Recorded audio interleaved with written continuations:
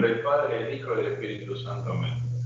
Oh Rey de los cielos, consolador Espíritu de la verdad, que estás presente en todas partes y todo lo llenas, tesoro de todo bien, dador de la vida, ven y fija tu morada en nosotros y purifícanos de toda iniquidad y salva a nuestras almas. En nombre del Padre, del Hijo y del Espíritu Santo. Amén. Hoy tenemos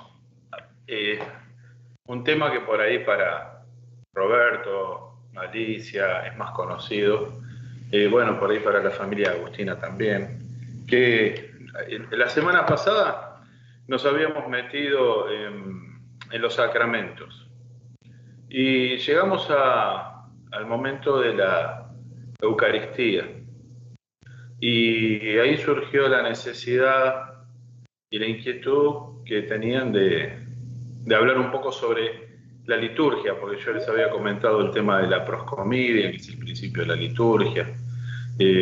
Así que bueno, vamos a arrancar con este tema de la divina liturgia. ¿Qué les parece? La comunión, que es uno de los sacramentos que hablamos el otro día, es el sacramento, se da dentro de un oficio que se llama divina liturgia. La divina liturgia es el sacramento más importante, ¿sí? La divina liturgia es el sacramento más importante dentro de la Iglesia, porque allí es donde se realiza justamente la comunión. La divina liturgia es el oficio cristiano más importante. Es el centro del ciclo diario, para el cual todos los demás servicios divinos sirven de preparación, ¿no? O sea, en la Iglesia hay un ciclo diario de oficios. En el día se deben oficiar 9 servicios, todos los días, y el oficio más importante en el que culminan todos estos otros oficios es justamente la divina liturgia. El fundamento o el objetivo de todos los servicios del día es concluir en la divina liturgia. La liturgia, como les comenté, es un sacramento. Bajo la sustancia del pan y del vino, los fieles reciben el verdadero cuerpo y la verdadera sangre de nuestro Señor Jesucristo. Es por ello que, a diferencia de otros oficios, a este servicio se lo denomina servicio divino o divina liturgia. Justamente porque se hace presente el cuerpo y la sangre de Cristo. Está la divinidad allí presente.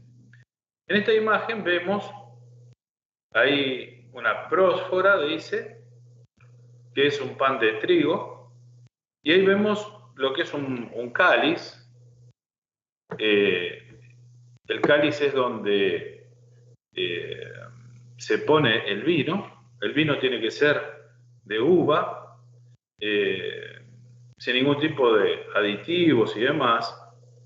Y la parte más importante de la liturgia dentro de este servicio, hay una parte que es la más importante de todas, que se llama el canon eucarístico.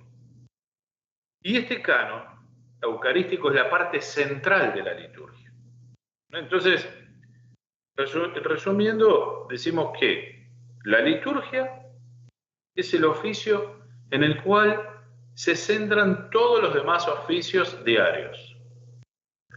Y dentro de esta liturgia hay una parte que es la más importante, la parte central, es el corazón del servicio, es el canon eucarístico.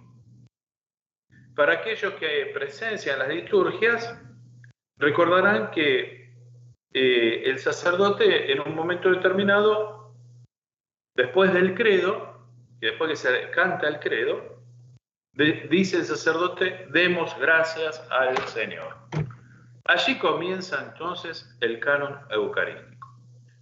Hablando un poquito sobre el origen de la liturgia, de dónde viene el tema de la liturgia, lo encontramos. Este origen se da en la última cena de nuestro Señor Jesucristo con sus discípulos, ¿sí? Ahí leemos el origen de la divina liturgia. Vos podrías leer, Facundo, ya que sos quien por ahí más entiende cómo manejar todo esto. ¿Podrías leer eso? Vale. Orígenes de la Divina Liturgia. Tomando el pan, el Señor lo bendijo y lo partió para repartir a sus discípulos, diciendo: Tomad y comed, este es mi cuerpo. Luego, tomando el cáliz con el vino, elevó una alabanza a Dios y dijo: Bebed de ella todos, esta es mi sangre, del Nuevo Testamento, que por muchos es derramada para el perdón de los pecados. Aquí entonces tiene origen la divina liturgia. En esta última cena, que es la cena que nuestro Señor tuvo con sus apóstoles, momentos antes de ser entregado por su apóstol Judas, se daba esta situación. Aquí vemos entonces cómo Cristo dice, este es mi cuerpo. No dice esto representa, esto simboliza, ¿eh? Y también dice, esta es mi sangre. Él no está diciendo, esto es un símbolo, es una representación. Este es mi cuerpo y esta es mi sangre. Esto lo vemos, como ahí dice entre paréntesis, en los tres evangelistas de Mateo, Marcos y Lucas. En el caso del santo evangelista Juan, nos revela en detalle, la enseñanza de nuestro Señor Jesucristo sobre lo indispensable que es comulgar de su cuerpo y de su sangre.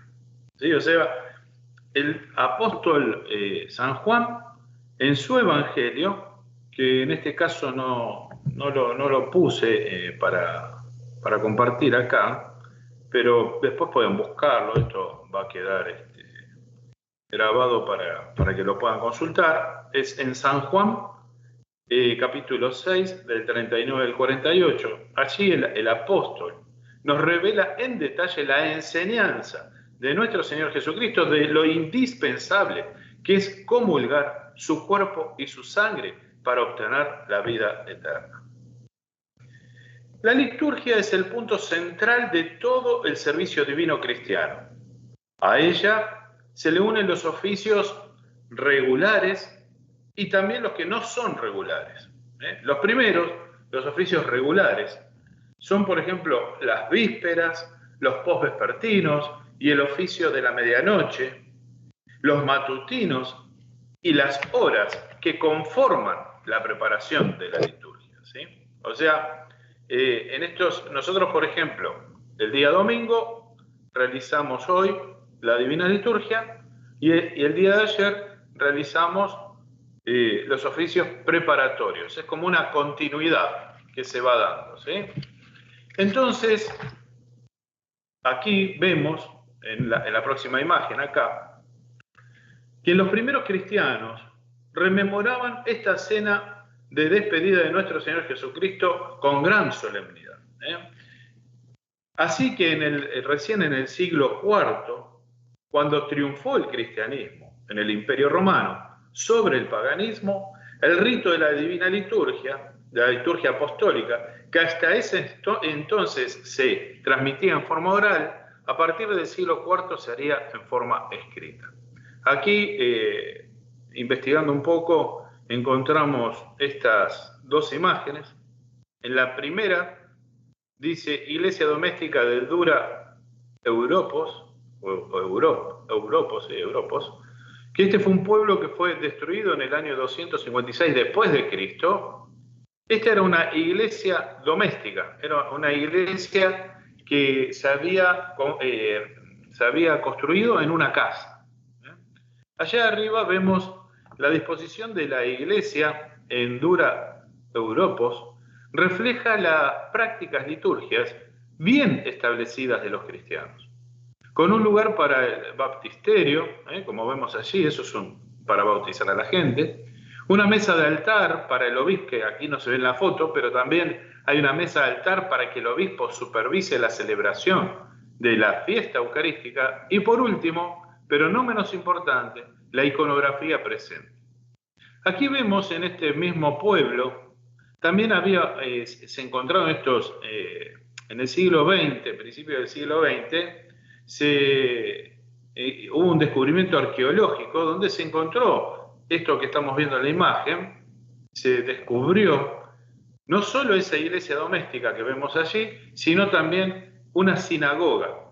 Y vemos cómo en la misma sinagoga se utilizaban muchas imágenes también. Eso era una práctica común.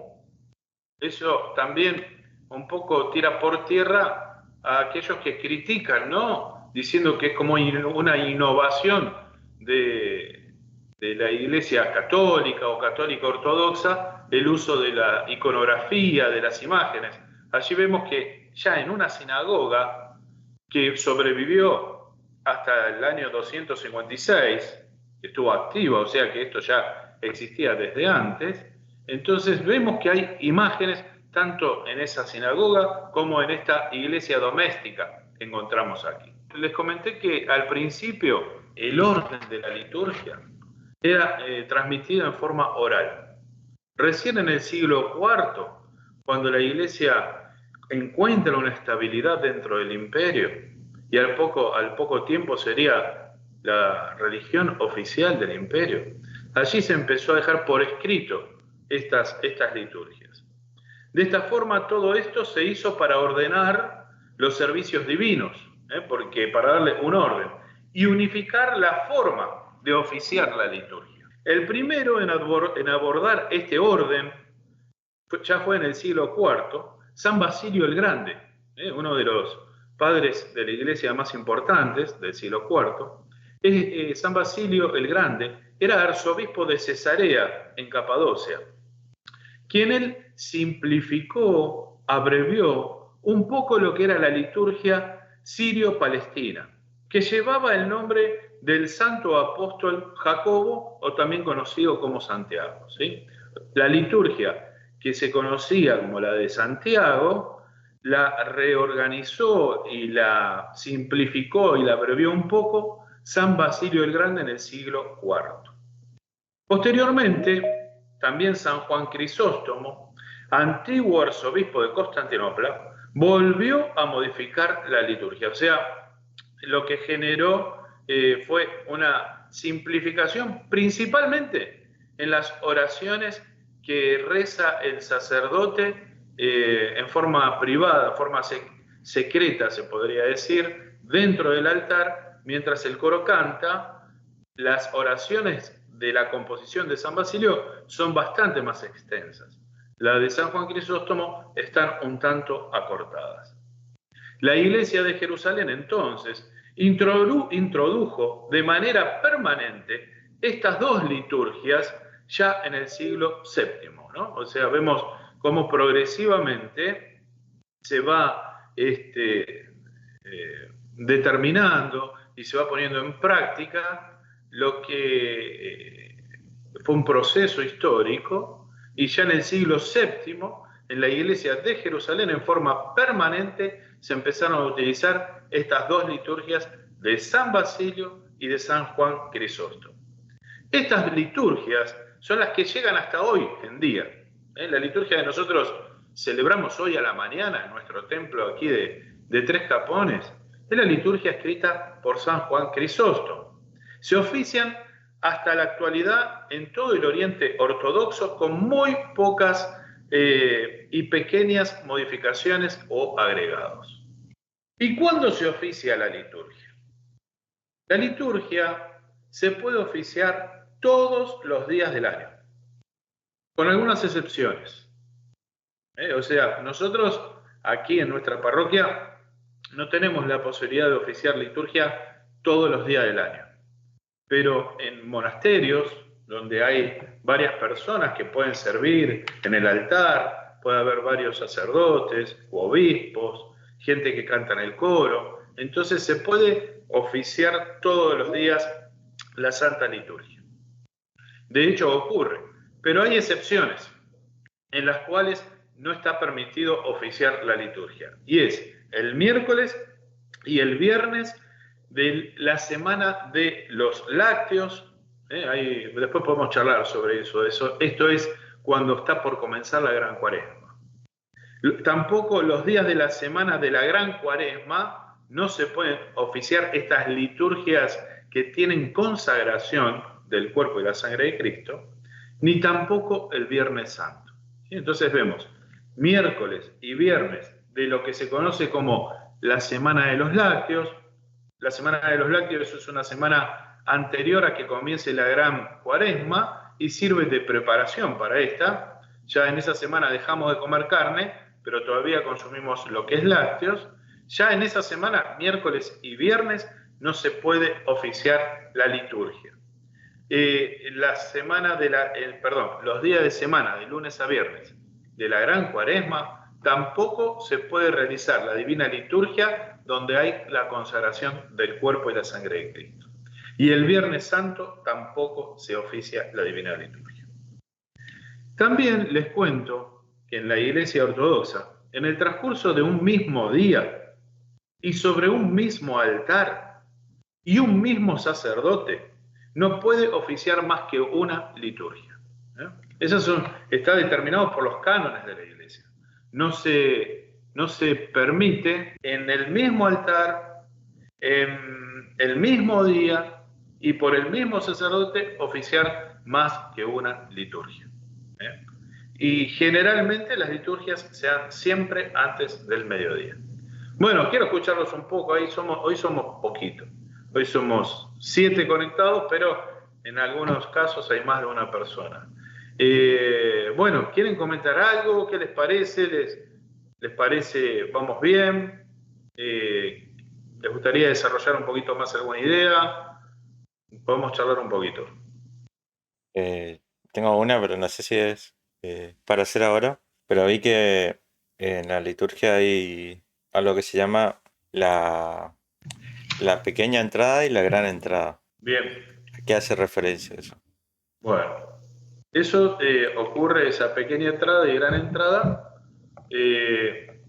Eso no lo vamos a ver hoy porque corresponde a otra parte de la liturgia. Pero ya que lo preguntaste, te comento. La pequeña entrada se denomina cuando el sacerdote, y si tiene diácono, con el diácono y los ayudantes del altar, salen por la puerta del costado del altar con el Evangelio y hacen la presentación del Evangelio frente a las puertas reales y en ese momento ingresa el Evangelio al altar.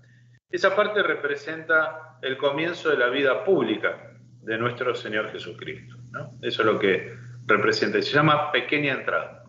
Y la gran entrada es la otra que se ve en la liturgia, que es cuando también el sacerdote con el diácono, los ayudantes del altar, salen por esa misma puerta del costado con lo que se conoce como los dones, que es el pan y el vino, que no es el cuerpo y la sangre de Cristo todavía, y también se hace el mismo acto litúrgico, digamos, la persona presenta, el clero presenta esos dones con unas palabras, se reza por el episcopado, por el pueblo, por los que fundaron la iglesia y demás, y también ingresan al altar para, después de ese momento, va a comenzar después de un ratito lo que es el canon eucarístico, donde el cuerpo y la sangre de Cristo se harán presentes sobre la mesa del altar. Bueno, está bien, gracias por la intervención. Eso a veces también ayuda a cortar un poco, porque si no se van a aburrir de mi tono de voz. Bueno, seguimos entonces. Les decía que la liturgia se puede oficiar. Eso a mí, cuando me enteré, me llamó la atención. Hace muchos años atrás, cuando yo me enteré de esto, me llamó la atención, de que la liturgia solo se puede oficiar una vez por día, por el mismo sacerdote y en el mismo altar. Eso a mí me llamó la atención, porque viendo la práctica aquí en el occidente, de que hay muchas liturgias a veces por el mismo sacerdote. En la Iglesia Ortodoxa esto no es así. Por ejemplo, en nuestra Catedral de Buenos Aires, en la misma iglesia hay 2 altares. O sea, así como existe esa pared larga que separa toda la iglesia del altar, ahí hay un altar mayor, que es el del centro de la iglesia, y a un costadito hay un altar menor. En tiempos anteriores se oficiaban 2 liturgias en el mismo día. Se puede utilizar también muchas veces, en algunos casos, por ejemplo, se oficia en un idioma en un altar y en otro idioma en el otro altar. Por ejemplo, se puede oficiar en un altar, es un ejemplo, se puede oficiar en un altar en eslavo para la gente de habla eslava y en el otro se puede oficiar en español, por ejemplo. Y eso es necesario que existan esos 2 altares para poder oficiar en ese mismo templo más de una liturgia en un mismo día, ¿no? Al ejemplo de la cena mística, en los tiempos apostólicos, las liturgias comenzaban al anochecer y generalmente se prolongaban hasta pasada la medianoche, ¿sí? Al principio era así. La liturgia comenzaba al anochecer y se prolongaba hasta pasada la medianoche. Pero sucedió que hubo un emperador que se llamaba Trajano que prohibió las reuniones nocturnas de cualquier tipo. Entonces, los cristianos comenzaron a congregarse para oficiar la liturgia al amanecer. En el siglo IV se estableció entonces oficiar la liturgia de día antes del mediodía. Solo hay pequeñas excepciones en unos pocos días al año que se puede oficiar después del mediodía. Entonces, las liturgias, a partir de, como les decía, del siglo IV, comenzaron a oficiarse por la mañana, siempre antes del mediodía. Solo se puede oficiar la liturgia por un clérigo que esté correctamente ordenado, ¿sí? Solo un clérigo que está correctamente ordenado puede... ¿qué significa correctamente ordenado? Que haya sido ordenado en forma canónica. Y por lo tanto, este clérigo, que puede ser un sacerdote o un obispo, tiene que poseer lo que es la sucesión apostólica. Tengo una duda. ¿Clérigo hace solo referencia a obispos y sacerdotes? No, clérigos hay más que obispos sacerdotes, pero el sacramento lo puede realizar solo el obispo o el presbítero. El presbítero sería sacerdote presbítero, porque después, dentro de los grados sacerdotales, que hay órdenes mayores y menores, también tenés el diácono, por ejemplo, ¿no? El diácono es dentro de las órdenes mayores, pero el diácono no puede efectuar los sacramentos, no puede celebrar los sacramentos. Un diácono, como decía, no tiene derecho a oficiar la liturgia, y menos un laico. Para oficiar la liturgia, tanto un obispo como un presbítero deben llevar todas las vestiduras correspondientes a su rango. El sacerdote o el obispo, todo esto que les comento, no son solo costumbres locales, está determinado por los cánones de la iglesia. Entonces, debe el sacerdote, o mejor dicho, el presbítero o el obispo, debe estar completo con todas sus vestimentas según su rango. La liturgia de San Juan Crisóstomo, como les comenté, es la liturgia más utilizada en nuestra iglesia, ¿sí?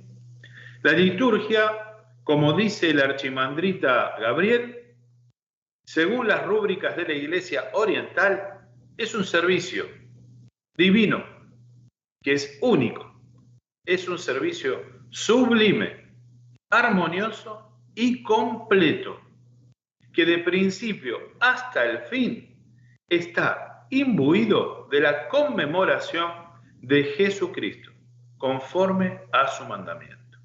No obstante, esta unicidad que tiene la liturgia, a su vez puede ser dividida, la liturgia entonces, por su forma externa, de acuerdo con la tradición más antigua, en 3 partes. ¿Cuáles son estas partes? La proscomedia, la liturgia de los catecúmenos y la liturgia de los fieles. O sea, la divina liturgia se divide en 3 partes. En realidad la liturgia es una unidad, pero que consta de 3 partes. Acá voy a agarrar el libro gordo de Petete. Acá está, muy bien. Ahí vemos en imagen nuestra iglesia. Como ustedes ven, ahí en el centro se ven esas puertas. Esas son las puertas centrales, las puertas reales. Y más para la mano izquierda de ustedes, hay 3 imágenes. Hay un santo sobre un caballo, al lado hay un ángel, al lado hay la Virgen María con el niño, ¿no? Donde está ese santo con el caballo, ese santo es San Jorge. El de al lado es un arcángel, el arcángel Gabriel. Y al lado está la Virgen María con el niño Jesús. Donde está el arcángel, eso es una puerta. Por esa puerta es que sale el clero para efectuar las 2 entradas que comentaba aquí el amigo Facundo. Salen por esa puerta y van a ingresar por las puertas centrales, las puertas reales. Se llaman reales, ¿por qué? Porque por allí entra el Rey de la Gloria, entra Dios mismo. Cuando nosotros ingresamos con el Evangelio, en ese Evangelio nosotros vemos a Cristo, ¿no? Representado Cristo, que está ingresando allí por las puertas reales. Después se completa el iconostasio con esas 3 imágenes, ya que estamos, les comento, de nuestro Señor Jesucristo, el arcángel Miguel, que eso es otra puerta, se la conocen como la puerta sur, y al lado San Dimitri o Demetrio. Me gusta cómo las puertas esas están justamente resguardadas por arcángeles, ¿no? Que son, Sí, señor. por así Exactamente. decirlo, guerreros. Exactamente. Protegiendo el lugar más santo, no solamente de la iglesia. Cada altar es el lugar más santo sobre la tierra. Y después, Así, por eso hay que comportarse, ¿no? Hay que tener la plena conciencia de lo que frente a qué estamos nosotros. y los santos que están a caballo, ¿hay alguna razón por la que estén a caballo? Y también creo que hay, no sé si estoy equivocado, pero hay una representación de Cristo a caballo también, en Yo nunca algún... lo vi. Yo ¿No? no. Pero yo no soy muy.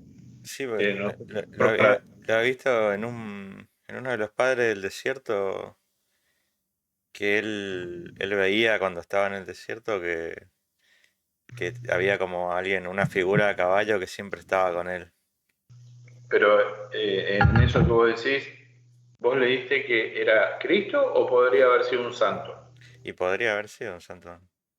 Puede ser, puede ser. Esos 2 santos que están a caballo es porque ellos fueron soldados. Entonces se lo representa de esa forma, ¿no? Así que muy, muy interesante eso también, ¿no? Y eso de los arcángeles, a la manera de custodios de ese lugar santo, están los arcángeles. Bien. Bueno, nosotros nos vamos a meter entonces en la Divina Liturgia según San Juan Crisóstomo, que es la que mayormente se oficia durante todo el año. La primera parte de la Divina Liturgia se la conoce como proscomidia. Esta palabra significa ofrenda. Aquí vemos la primera parte de la Divina Liturgia, que se llama proscomidia, deriva su nombre de las antiguas costumbres cristianas que tenía la gente de ofrecer el pan y el vino y todo lo demás que fuera necesario para la liturgia. De este modo, el mismo pan que se usa se llama prósfora, que significa también ofrenda. Entonces, este pan, esta prósfora, debe ser un pan levado, o sea que lleva levadura. Debe ser puro y hecho de harina de trigo. El mismo Señor Jesucristo, para la celebración del misterio de la Santa Comunión, como vimos anteriormente, cuando instituyó la Santa Liturgia, él utilizó un pan leudado, no un pan ácimo, no un pan sin levadura. La prósfora, como ustedes ven en esa imagen, debe ser redonda y debe estar formada de dos partes, una encima de la otra, como una imagen de las dos naturalezas de Cristo. ¿Cuáles son las dos naturalezas de Cristo? La divina y la humana. Sobre la parte superior ustedes ven que tiene un sello con una cruz y con las iniciales del nombre de nuestro Señor Jesucristo. ¿Ven que dice ICXC en sus esquinas? Y abajo dice Nika, también en griego. ¿Qué significa? Jesucristo vence.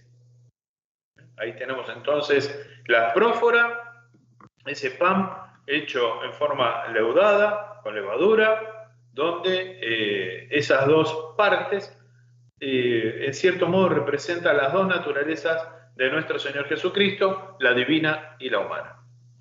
El vino que se usa para este misterio, para este sacramento, debe ser de uva, debe ser tinto, ya que su color recuerda el color de la sangre.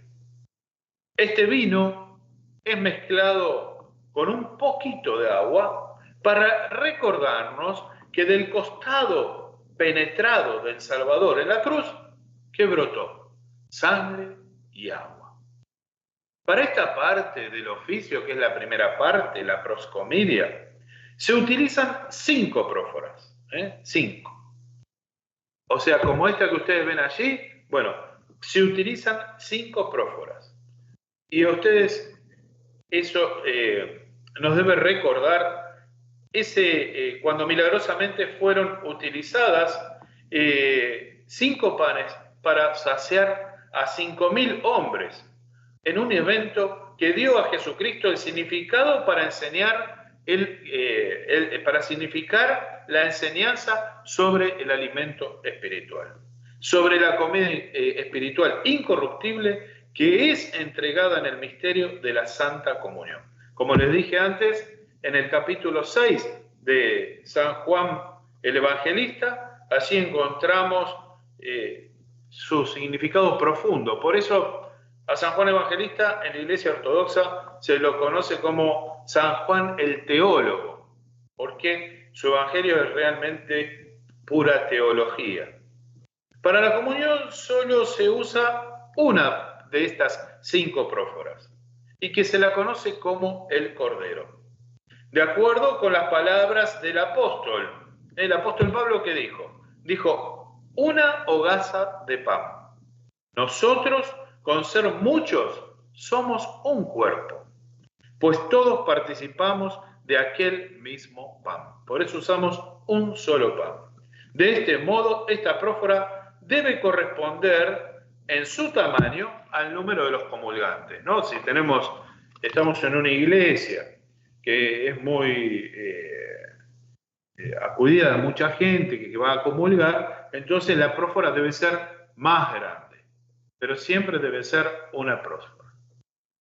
Habiendo preparado de acuerdo a los libros litúrgicos, que se lo conoce el libro que da el orden del oficio como Typicon, para la celebración de la liturgia el sacerdote y el diácono van a leer las plegarias de la entrada ante las puertas reales cerradas y después entran en el santuario y allí se visten.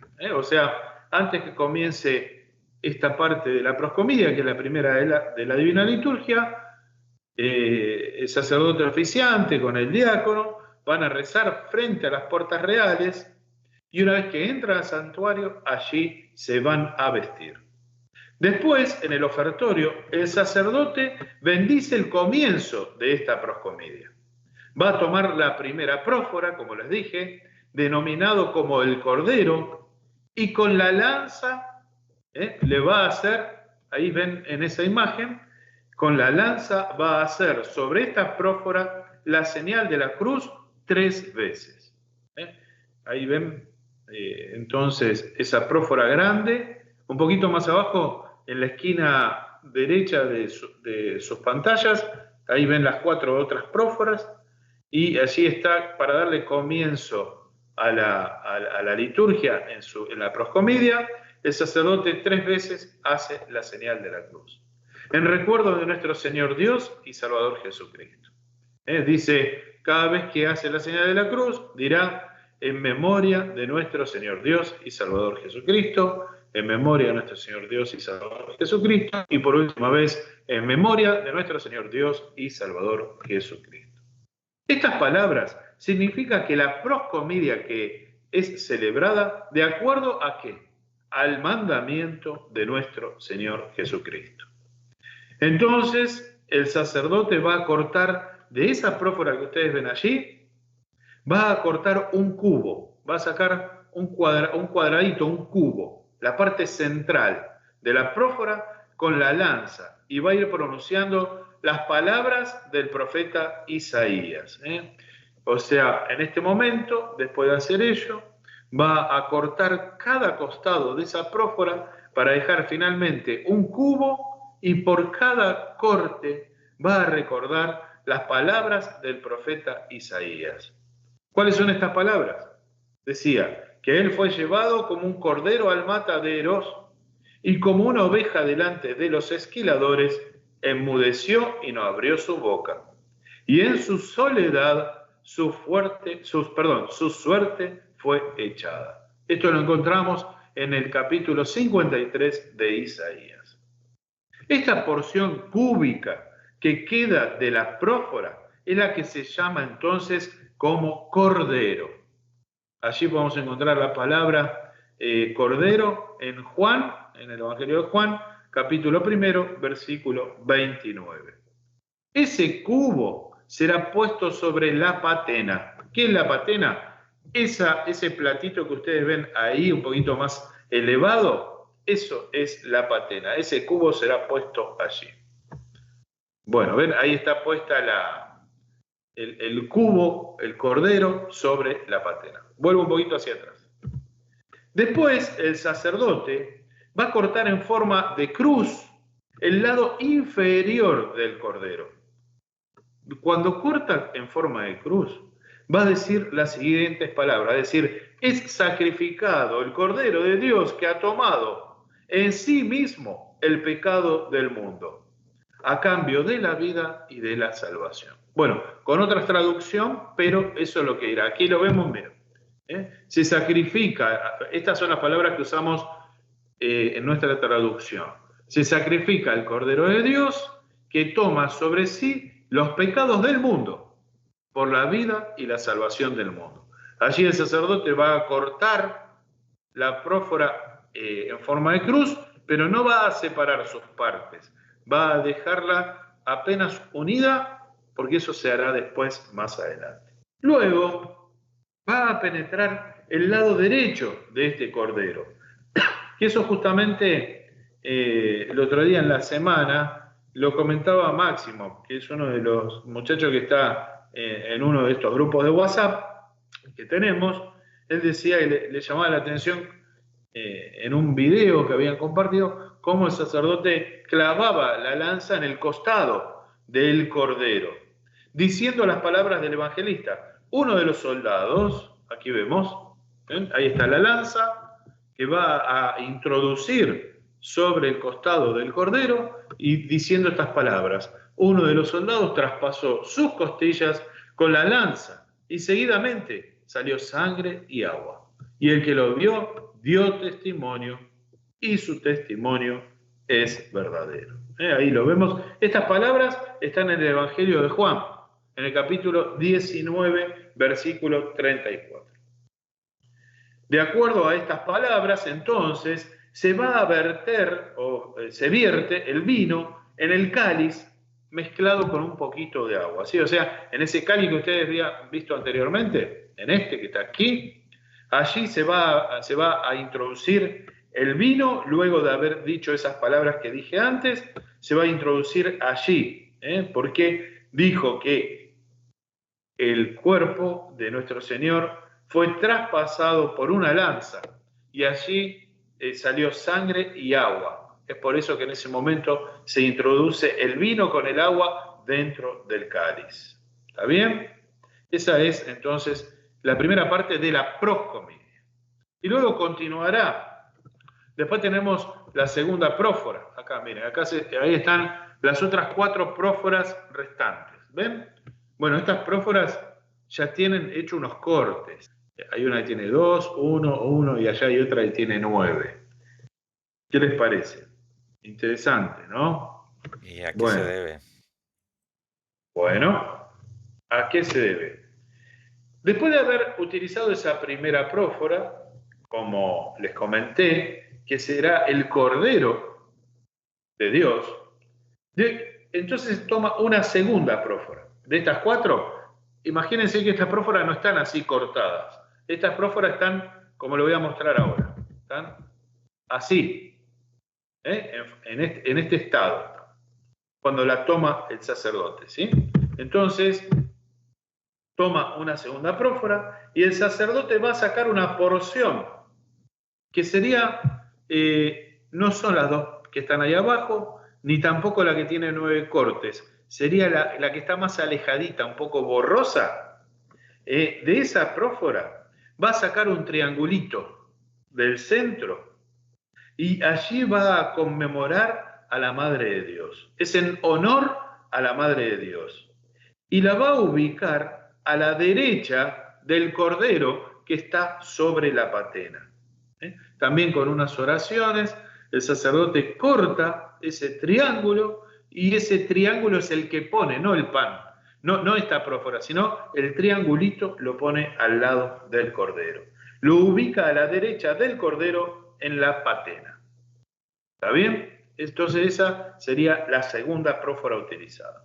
La tercera prófora, que se conoce como la de los 9 rangos, que sobre eso también hablamos un poquito en el grupo de WhatsApp, se sacan 9 porciones. ¿Ven? Ustedes tienen 9 triangulitos sacados. Es porque por cada corte, por cada triangulito, el sacerdote fue rezando. ¿Por quién reza? Reza por uno de esos triangulitos, es por San Juan el Bautista. O sea, ¿cuál es el orden? Primero la Madre de Dios, después de Cristo.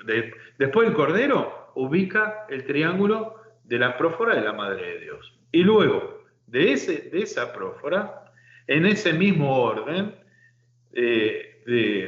va a tomar un triangulito en nombre de San Juan Bautista, otra porción será en honor de los profetas, luego la tercera de los apóstoles, la cuarta de los jerarcas, como por ejemplo San Basilio. Los jerarcas son esos obispos o arzobispos o patriarcas que se han destacado, ¿no? En la vida de la iglesia. También la quinta será de los mártires, la sexta va a ser de los monjes, que se los conoce como venerables, los semejantes a Cristo. Después están los anárgiros. Anárgiros son aquellos santos que curaban a la gente sin dinero a cambio. Como por ejemplo, conocemos aquí en el occidente San Pantaleón. Bueno, en la Iglesia Ortodoxa se lo conoce como San Panteleimon. Por ejemplo, hay otros como Ciro y Juan, en Panteleimon también Hermolao. Esos son santos anárgiros, que ellos no cobraban y sanaban a la gente. Después, la octava prófora será en honor de los ancestros de Cristo, Joaquín y Ana, y de todos los santos que se conmemora ese día. Y por último, la novena porción será en honor al santo que escribió la liturgia. En este caso, la liturgia que fue escrita por San Juan Crisóstomo, esa porción también se saca en honor a San Juan Crisóstomo. Esos 9 triangulitos se ordenan al costado del Cordero de Dios. ¿Está bien? O sea, tenemos la primera prófora en honor a Cristo, o sea, va a ser lo que será luego el Cordero, el cuerpo de Cristo, ya es el Cordero de Dios, que se sacrifica por los pecados del mundo.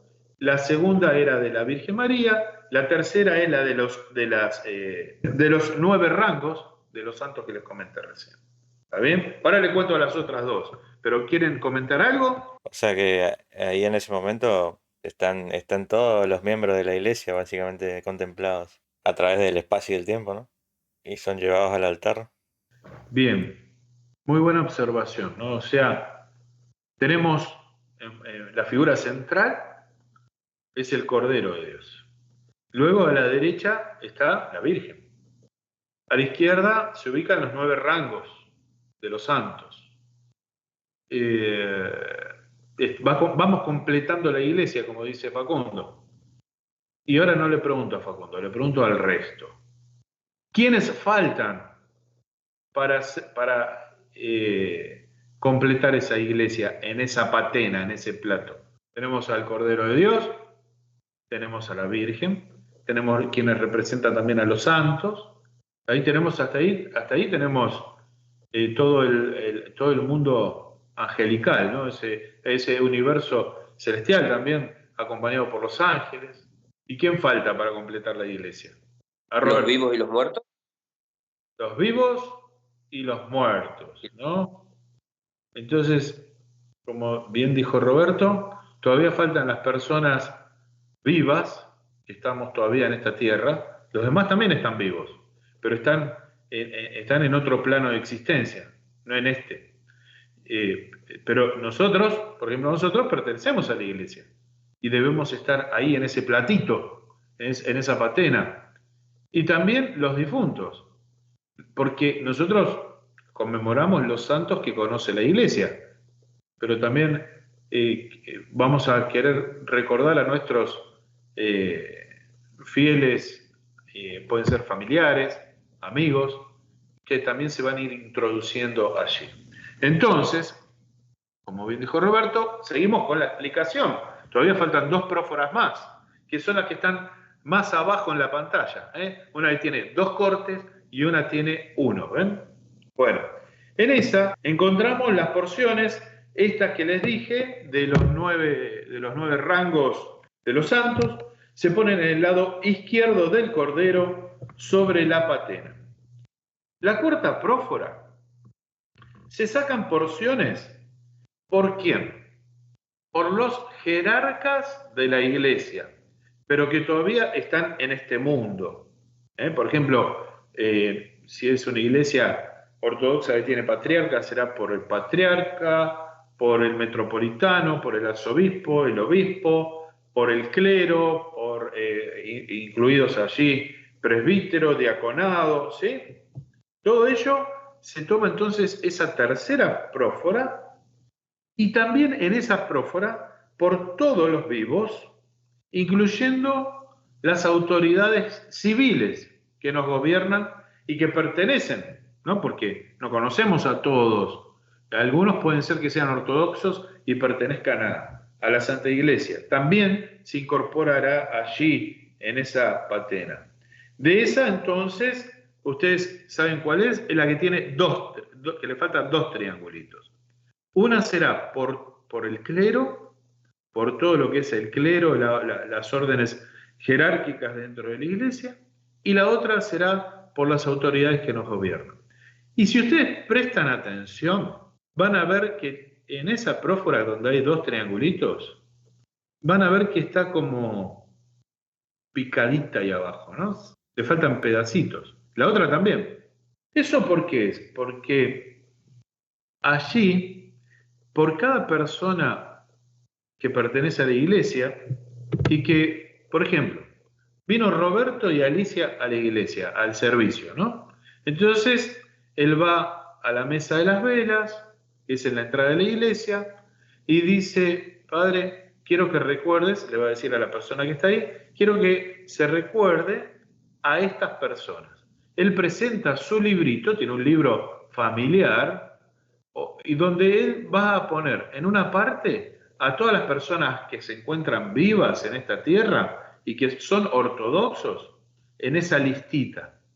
y en otra parte a los difuntos ortodoxos. Ese librito va a ir al altar y el sacerdote va a rezar por ellos. Y por cada una de esas personas vivas, también el sacerdote tiene su propia lista. Por ejemplo, en mi caso, yo tengo una lista con todas las personas que conozco ortodoxas y por cada uno de ellos rezo y pongo una partícula por cada uno de ellos arriba de la patena. Los introduzco allí.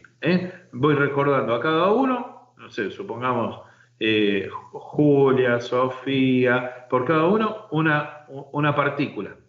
Y allí se va incorporando. ¿Está bien? En el caso cuando son los difuntos, entonces será la otra prófora, la número 5. En este caso ahí vemos la cuarta, son 4 porque una recuerden que es el cordero, por eso hablamos de 5, ¿no? Esta última prófora, la quinta, que es la que está más abajo en la imagen, es la prófora que se recuerda a los fallecidos. Se dispone debajo de aquellos que fueron dedicados a los vivientes, o sea, en la patena se pone el Cordero de Dios central y por debajo estarán todas esas partículas por los vivos y con los 2 triangulitos por los vivos y más abajo estarán los fallecidos, los difuntos. Se disponen allí abajo. ¿Hasta acá estamos? ¿Se entiende esta parte o se armó lío? Sé que por ahí, algunos casos como puede suceder al no... Bueno, en realidad esta parte de la Divina Liturgia no la presencia nadie, solamente el clero. Esto se realiza en el altar a puertas cerradas y en forma privada. Todavía la gente no asistió para esta hora al templo. Por ejemplo, la liturgia comienza 8:30 de la mañana. Nosotros 7:30 ya estamos allí para realizar esta parte de la liturgia. Vieron que yo les conté que esta persona que va a la iglesia pide en un librito familiar, pero a su vez él le va a decir, anotame 3 próforas para mí. ¿Qué significa eso? Además de estas 5 próforas, hay lo que se conoce como las próforas donadas por los fieles. ¿Qué significa? Hay más próforas, hay más de estos pancitos, donde la persona, por ejemplo, puse el ejemplo de Roberto y Alicia, dijeron, bueno, en este librito que reza el Padre, y anotame en nombre de ellos 3 próforas. Entonces, le anotan ahí en la mesa de la vela. La persona deja una colaboración. ¿Por qué? Porque el sentido es la ofrenda. O sea, yo les conté que al principio la gente llevaba el pan y el vino. O sea, la gente llevaba. Por eso se llama prófora, que significa traer. Proscomidia. Significa traer, ofrendar. La gente traía el pan, traía el vino. Hoy, en la simplicidad, digamos, la gente ya no trae el pan y el vino. Eso lo hizo anteriormente, algún cristiano piadoso puede hacer la prófora, o principalmente hace en este caso el sacerdote, el diácono, ya se preparó eso, está preparado, y esta persona viene y dice, por ejemplo, a mí, anotame 3 próforas y deja una colaboración. Puede ser, lo que sea, no importa, simbólico. Aunque no es simbólico, porque es una ayuda para la iglesia, ¿no? Es verdaderamente una ayuda. No debe ser solo simbólico. Es cierto que en realidad es una ayuda. Y entonces, cuando va ese librito para el altar, el sacerdote va a rezar. Y además de haber sacado por esas primeras próforas, porque ponele, muchas veces la gente va llegando un poquitito más tarde, o sea... o van llegando y el sacerdote ya fue conmemorando a su propia lista y fue sacando de los vivos y de los muertos. Cuando llega la lista, por ejemplo, de Roberto y de Alicia, él pidió 3 próforas, agarra 3 pancitos más y los va a conmemorar también, va a sacar de allí, en nombre de Roberto, de Alicia, Santiago, Paula y todos los familiares vivos, y de los difuntos y demás. Luego esa prófora, ese pancito, poner esos 3 que pidió Roberto, se le devuelven a él al final del oficio. Y él, ese pan bendecido, se lo va a llevar a su casa y lo van a comer en ayunas, cada día de la semana un pedacito, con agua bendita. Esa es la costumbre piadosa, ¿se comprende? El objetivo de esto. Entonces, cada familia va pidiendo, por ejemplo, a mí anotame 2 próforas, a mí anotame 4 próforas, a mí 7 próforas. Entonces, ese día, supongamos, hay 25 próforas para devolverle luego a la gente, donde se ha conmemorado también a sus familiares. ¿Se comprende hasta aquí? ¿Vamos bien? Bueno. ¿Tiene alguna relación con la ofrenda de Abel? Bueno, siempre, viste, el Antiguo Testamento siempre es una prefigura del Nuevo Testamento. Tiene mucha relación, claro, con respecto a todas las ofrendas que se realizaban ya en el Antiguo Testamento. Sabemos que en el Antiguo Testamento se realizaban distintos tipos de sacrificios y ofrendas. De hecho, también había ofrendas de estas especies. Y todo eso fue una prefigura de lo que sucedería luego, cuando Cristo instituyó la Santa Eucaristía, tomando un poco de pan y un poco de vino. Él, a partir de ahí, él se entrega a sí mismo en la cruz y él ya pasa a ser el único sacrificio aceptable, ¿no? Y el único y gran sacrificio. Al final de la proscomidia, acá le querías mostrar, miren, acá tenemos, se ve el set de la proscomidia allí, a la izquierda, un hermoso cáliz con su patena, la cuchara, la lanza.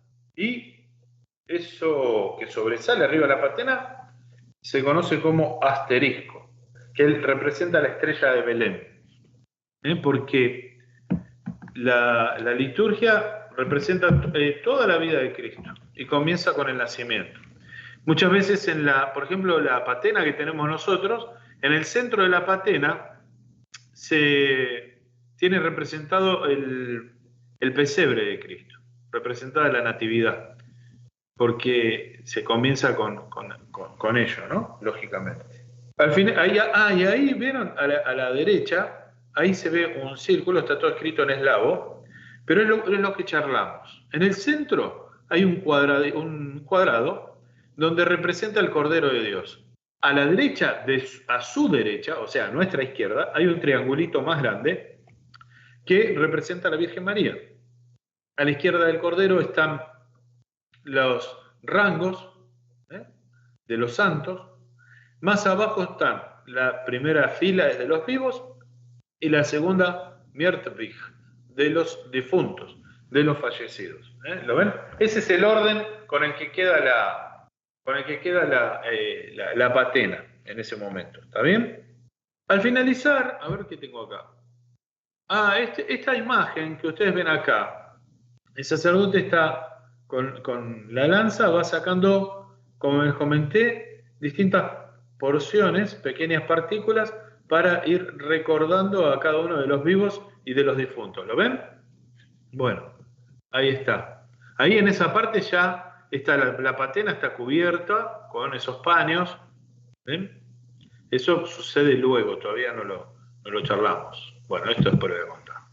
¿Está bien? Bueno, al finalizar la proscomidia, para finalizar la proscomidia, el sacerdote bendice el incensario y va a incensar el asterisco. El asterisco es esto que le mostré antes, esa que representa la estrella de Belén, que está arriba de la patena. Él va a incensar ese asterisco que está allí y lo va a colocar sobre la patena, así como está puesto ahí. De ese mismo modo lo va a colocar el sacerdote sobre la patena. Allí abajo de ello quedará cubierto el cordero y las porciones para poder preservar el orden. ¿Está bien? Luego cubre la patena. La patena, recuerden que es el plato, y va a cubrir la patena y el cáliz, que es la copa, con 2 lienzos pequeños. Esos lienzos tienen forma de cruz. Esos que ustedes ven ahí más pequeños con esos lienzos, él cubre la patena y el cáliz. Fíjense que antes de ponerlo sobre la patena puso el asterisco. Entonces eso mantiene un espacio para que no esté tocando y desordenando lo que está allí ordenado. Luego hay un velo grande, que se lo conoce como aire. También va a inciensar ese velo y va a cubrir todo. Luego inciensa los santos dones. Los dones son justamente el pan y el vino, y reza para que el Señor bendiga estos dones ofrecidos, recordando a quienes los ofrecieron y a aquellos por quienes son ofrecidos. O sea, va a recordar a las personas que ofrecieron esos dones, por ejemplo, siguiendo el ejemplo de antes.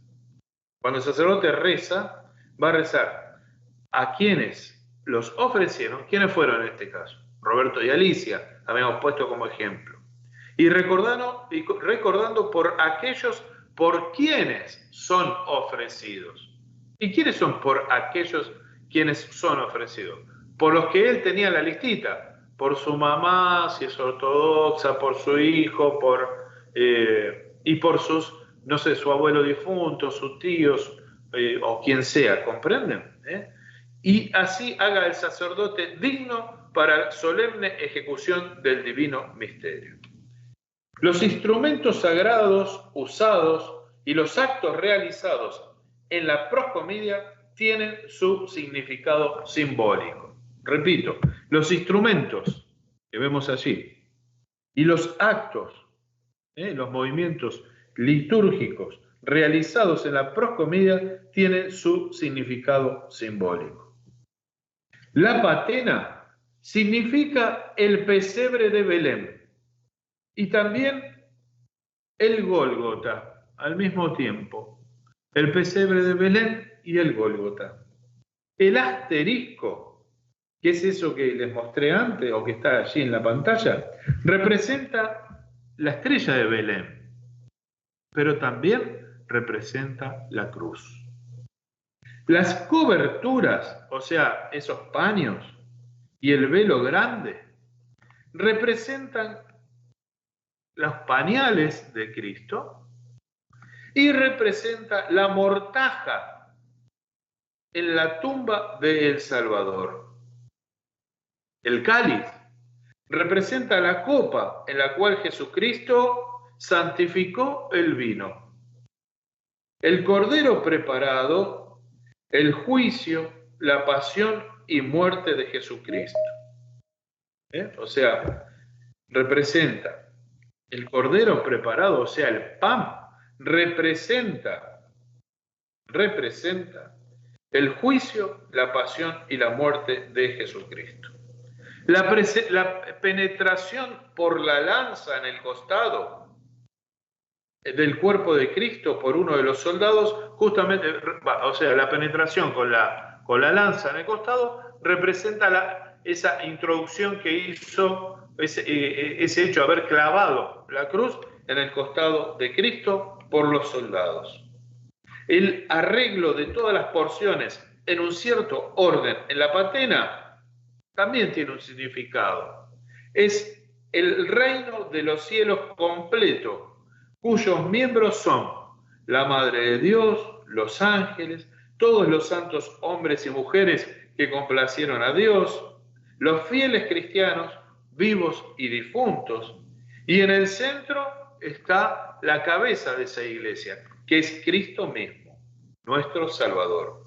El inciensar, el hecho de inciensar, significa la influencia del Espíritu Santo, cuya gracia se comparte en el misterio de la Santa Comunión. Ahí vemos entonces. Les comentaba que la proscomidia, esta primera parte, se realiza por el sacerdote en voz baja, en el ofertorio. No es en alta voz como se realiza la liturgia, el resto de la liturgia. Y se realiza con el santuario, eso que ustedes vieron, esa pared cerrada. Durante la celebración de esta proscomidia, luego también se va a rezar las horas tercera, sexta y en algunos casos la novena también. Ahí vemos lo que les conté. Ese círculo grande es lo que les conté antes, el orden de la patena. Abajo están las 4 próforas y la más grande, la primera, es el Cordero de Dios. Fíjense cómo en esa imagen del Cordero le falta el cubo en el centro. Eso es porque es la parte central que se pondrá sobre la patena. ¿Ven? Y luego ahí están las otras próforas. La segunda, que era en honor de la Madre de Dios, de los 9 rangos, por todos los vivos y por los fallecidos. ¿Está bien? ¿Hay alguna razón por la que es en forma de cubo el cordero? Seguramente que sí. Yo entiendo que es la parte más... Porque se le sacan los 4 costados y la parte inferior. De la parte, sí, inferior también. Y es como la parte más, la mejor parte, ¿no? Del pan. Ahora, la forma cuadrada seguramente tiene una simbología. Pero el hecho de que se tome la parte central es porque es la mejor parte de ese pan es la que se toma para realizar el cordero. También había otra imagen que me gustaría, si la podés compartir. Hoy a la mañana no teníamos luz y realizamos toda la liturgia sin luz, y ahí yo tomé una foto de lo que fue nuestra proscomidia, o una parte de la proscomidia en la liturgia. Ese es mi foto, no es, viste, no es como la foto que les compartí, tan bonita la foto, pero allí vemos, así estaba hoy el ofertorio, ¿no? No saqué más en detalle, pero se ve un poco lo que venimos charlando. Estábamos con esa vela porque no había luz. Ahí se ve la patena. Todavía, en este caso, no están todas las porciones de los vivos y los difuntos, por eso no se ven allí. Estábamos como en una parte de la proscomidia. Todavía los velos están allí atrás, que se ven en color celeste. ¿Ven? Ahí está la lanza, la cuchara está allá atrás. Atrás del cáliz hay 2 próforas que ya fueron conmemoradas, la de los 9 rangos y de la Madre de Dios. Y acá en el platito de madera está la de los vivos y los difuntos, listas para empezar a conmemorar a toda la lista de los vivos y los difuntos. Les cuento una particularidad, ¿no? Por ejemplo, ese cáliz que ustedes ven ahí, ese cáliz fue donado por una familia. No sé cuándo. Lo interesante de esto es que tiene grabados sus nombres, ¿no? Allí. ¿Y eso es por qué? Porque sigue un consejo evangélico muy interesante, que es que con las ganancias terrenales nos hagamos tesoros espirituales. ¿Por qué? Porque el sacerdote que oficie con ese cáliz tiene la obligación de recordar a las personas que están grabadas en ese cáliz. Eso pudo haber sucedido hace 150 años. Yo no conozco a esas personas, pero todas las liturgias que se realizan con ese cáliz, esas personas son conmemoradas y recordadas. Y realmente es una es lo más importante que se puede hacer por personas fallecidas, recordarlas en la liturgia. ¿Por qué? Porque en un momento determinado, cuando termina, o sea, todo esto estará allí en el ofertorio, en un momento determinado más adelante va a ir a la mesa del altar y se va a consagrar en el cuerpo y la sangre de Cristo, ya estará allí el cuerpo y la sangre de Cristo, y luego todas esas, acá les voy a mostrar, ven que el sacerdote tiene la patena y está volcando todo dentro del cáliz. Bueno, para este momento la gente ya comulgó, ya se consagró el cuerpo y la sangre de Cristo, la gente ya comulgó y el sacerdote ingresó nuevamente con el cáliz después que la gente comulgó, y todo lo que estaba allí en esa patena se vuelca sobre el cáliz, con una oración que para mí es muy fuerte. Dice: quita, oh Señor, con tu preciosa sangre, por las oraciones de tus santos, los pecados de todos aquellos que aquí fueron recordados. ¿Se dan cuenta la importancia? Esa partícula que representaba, siguiendo el ejemplo de Roberto y Alicia y a todos sus familiares, se introducen dentro de ese cáliz donde le pedimos a nuestro Señor que por su sangre preciosa todos los pecados de aquellos sean borrados, que sean perdonados de todos los allí recordados. Que se quiten. ¿Ve que dice: quita, oh Señor, con tu preciosa sangre los pecados de todos aquellos aquí recordados? ¿Y después qué va a pasar con ese cáliz donde todavía está la sangre de Cristo? Porque la gente que comulgó no consume todo.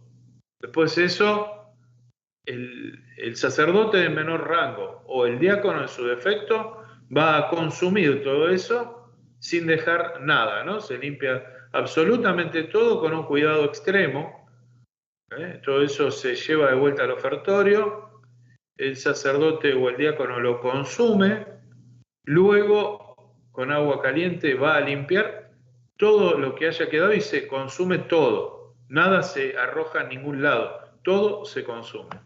Eso es lo que comentaba, ¿no? De la clase pasada, del cuidado que se tiene al tratar con el cuerpo y la sangre de Cristo en la iglesia ortodoxa. Sí, es un cuidado extremo, es un cuidado realmente extremo. Tendrían que ustedes verlo para entender lo que les digo. Con qué devoción se trata y se tiene todo ese cuidado, todo ese manejo para manejar los santos dones de nuestro Señor. De hecho, cuando la persona va a tomar la comunión, se tienen todos los cuidados habidos y por haber. Hay un paño que va por debajo de la boca de la persona, que son sostenidos por dos ayudantes, para que si hay algún derramamiento o algo, eso nunca caiga en el piso. O sea, hay muchísimo cuidado con cómo se conduce todo esto, ¿no? La Iglesia ha mantenido eso y se ha transmitido hasta el día de hoy de esta forma. Luego quedarán las dos partes siguientes, que son la liturgia de los catecúmenos y la liturgia de los fieles. Todo eso dentro de la misma liturgia, ¿no? Esta fue la primera parte.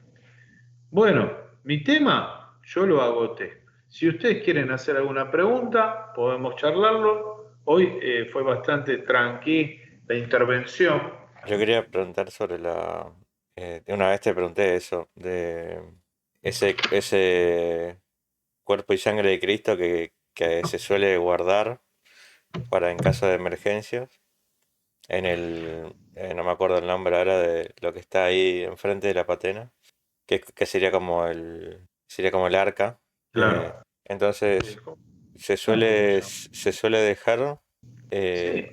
un poco del cuerpo y la sangre ahí, que me comentaste que todavía hay en el caso de la parroquia nuestra, hay Eh, todavía. el cuerpo y la sangre de Cristo se custodian allí para que las personas enfermas o en caso de emergencia se les pueda dar la comunión, ¿no? Una persona cuando está en un caso de enfermedad que no puede asistir a la iglesia, el sacerdote debe llevarle la comunión a la casa, o si una persona está en riesgo de vida, también el sacerdote debe llevarle la comunión. Eso sería lo más importante que una persona debe hacer. Pero todo eso hay que ir formando esa conciencia, ¿no? Hemos tratado la primera parte de la liturgia, la proscomidia. Yo era el tema que tenía propuesto para hoy. No sé si quieren comentar algo o quieren que cerremos aquí. A mí me quedó una duda todavía. Cuando hablaste de la Catedral de Buenos Aires, que tiene dos altares, ¿con qué fin se oficiaría una segunda liturgia en el mismo día? Y yo Sí, y creo que en Buenos Aires sucedía, por ejemplo, eh, para realizar a veces en otro idioma. Por ejemplo, hay gente que es de habla rusa, como sucede en la Catedral de Buenos Aires, se podría oficiar una liturgia en idioma eslavo para estas personas y otra para personas que hablan en español, por ejemplo. Hay muchos cuidados para tomar la comunión que la persona debe tener, antes y después. Antes, la persona eh, no puede comer ni puede tomar nada después de las 12 de la noche anterior, para luego tomar la comunión por la mañana. ¿Eh? Después de tomar la comunión, esa persona no puede salivar, no puede escupir, no puede comer chicle porque después lo tiraría, ¿no? Fíjense el cuidado que se tiene con todo esto, es muy importante todo eso. Y se conserva todavía en la Iglesia Ortodoxa. ¿Alguna otra consulta? ¿Qué otras liturgias hay aparte de la de San Juan Crisóstomo? Y cuándo se utilizan, en caso de que se utilicen? ¿O Bueno, hay días específicos o una otra, por ejemplo, otra rama de la ortodoxia utiliza no, otra liturgia? hay días específicos. La liturgia de San Juan Crisóstomo es la que se utiliza prácticamente todo el año. Luego, la liturgia de San Basilio el Grande, que es muy similar a la de San Juan Crisóstomo, se oficia los domingos de la Gran Cuaresma. Se oficia para el día de San Basilio. Se oficia el Jueves Santo. Y creo que no me olvido otro día. Después está la liturgia del apóstol Santiago, que es la más antigua, sobre la que se tomó la base para las otras que les comenté recién. Después hay otra que es muy interesante, que se llama Liturgia de los Dones Presantificados. Esa fue escrita por el Papa Gregorio Dialoguista. El Papa porque en ese momento la Iglesia Ortodoxa y la Católica Romana pertenecían a una única iglesia, ¿no? Y este Papa romano, San Gregorio, el Dialoguista, fue quien escribió esa liturgia de los dones presantificados. Esa liturgia es muy interesante porque yo les comenté que durante la Gran Cuaresma no se puede realizar la consagración los días de semana. ¿Cuál es digamos, la lógica que sigue esta determinación? La liturgia, la consagración, es algo festivo. De hecho, los domingos es día de fiesta. Y donde el espíritu que reina es un espíritu festivo. De hecho, los domingos quedan suspendidas las postraciones. Durante la semana, cuando uno va a entrar al templo, y corresponde hacer 3 postraciones. Pero cuando uno ingresa el domingo, eso está suspendido. La persona se persigna y hace una inclinación, pero no se prosterna hasta el piso. ¿Por qué? Porque es un día de fiesta, un día de la resurrección, es un día de alegría. Y entonces, en la Gran Cuaresma, debe primar otro espíritu. Es un espíritu penitencial, es un espíritu de un corazón contrito, un espíritu de penitencia, donde uno recapacita. Entonces la Iglesia ha determinado que en esos días de la semana no se realice la consagración. Pero sucedía que en aquella época del Papa Gregorio, él era, si no me equivoco, era abad de un monasterio, y sus monjes eran personas que estaban acostumbradas a tomar la comunión todos los días, y sentían mucha necesidad de poder seguir comulgando durante la Gran Cuaresma, y eso no sucedía. Entonces, este Papa, Gregorio, el dialoguista, escribió esta liturgia en la cual las personas pueden tomar la comunión de dones que fueron pre-santificados. O sea, no hay consagración en esas liturgias del Papa Gregorio, son dones que ya se santificaron el domingo anterior a esa semana, o sea, los días miércoles y viernes de la Gran Cuaresma, se oficia esta liturgia de los dones presantificados, donde a la gente se le presentan los dones que fueron consagrados el domingo anterior. Para eso, ¿qué se hace? ¿Vieron que yo les dije que se utiliza un solo cubito de esa primera prófora, que es el Cordero de Dios? Bueno, se preparará dos corderos más para el miércoles y para el viernes, pero en el acto litúrgico se lo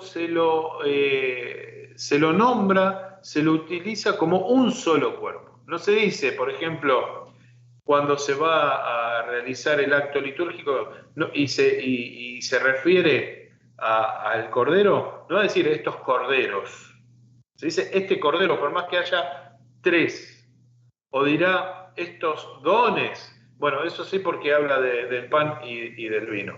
Pero, por ejemplo, cuando dice este es mi cuerpo, que por vosotros ese partido, no va a decir estos son mis cuerpos, porque hay 3 dones. Se lo utiliza como un solo, la mentalidad es un solo don. Y 2 de ellos serán guardados, uno para el miércoles y otro para el viernes. Bueno, eso contesta la pregunta de Facundo, ¿no? Yo tengo una pregunta ahí, padre. Hola, Senia. Sí, estoy. Llegué muy tarde, pero estoy. Y de hecho, estoy caminando todavía, estoy llegando a casa. Ah, muy bien. ¿Estás haciendo ejercicio? Bueno, me bajé del auto y estoy caminando.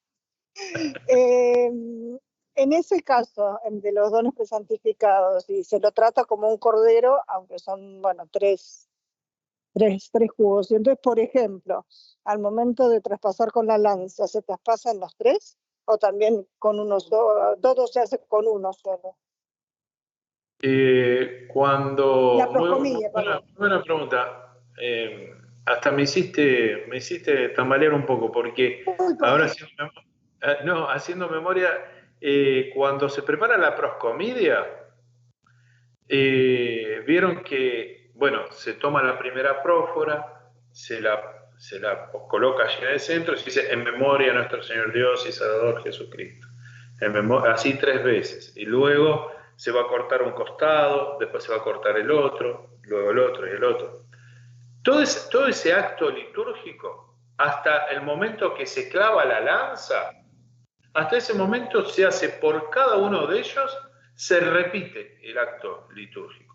Si son 3, se va a hacer 3 veces. Y luego se los ordenará allí en la patena, hasta que se clava la lanza. Y luego cuando se vierte el vino, en el cáliz se hace una sola vez. Pero, por ejemplo, al final de la liturgia, no es en el final, es antes que la gente comulgue, el diácono está afuera y el sacerdote está dentro del altar, ¿no? Y él va a decir, en un momento va a decir, estemos atentos. Y el sacerdote adentro, aunque la gente no lo ve, levanta ya ese cubo, ese cordero, ya es el cuerpo de Cristo para ese momento, lo levanta y dice, los santos para los santos. Y el coro contestará, el único santo es el Señor Jesucristo, para la gloria de Dios Padre, amén, ¿no? Cuando levanta y dice, los santos para los santos, en el caso que hay 3, va a levantar los 3 juntos. Y dirá, los santos para los santos. Lo trata como si fuese uno solo. Bueno, ¿hubo alguna evolución en la liturgia con el paso de los siglos? Hubo, como decía al principio, hubo un reordenamiento. De hecho, hay una parte de la liturgia que se canta un himno a Jesucristo, que dice, oh Hijo unigénito y Verbo de Dios, comienza con esas palabras, es un himno que se ha incorporado posteriormente. Pero en su esencia nosotros estamos realizando la liturgia que se realizaba en el siglo IV.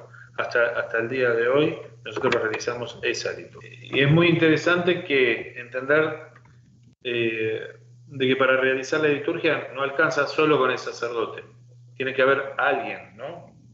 Para generar esa interacción entre, por lo menos, el sacerdote y una persona en el coro, tiene que haber.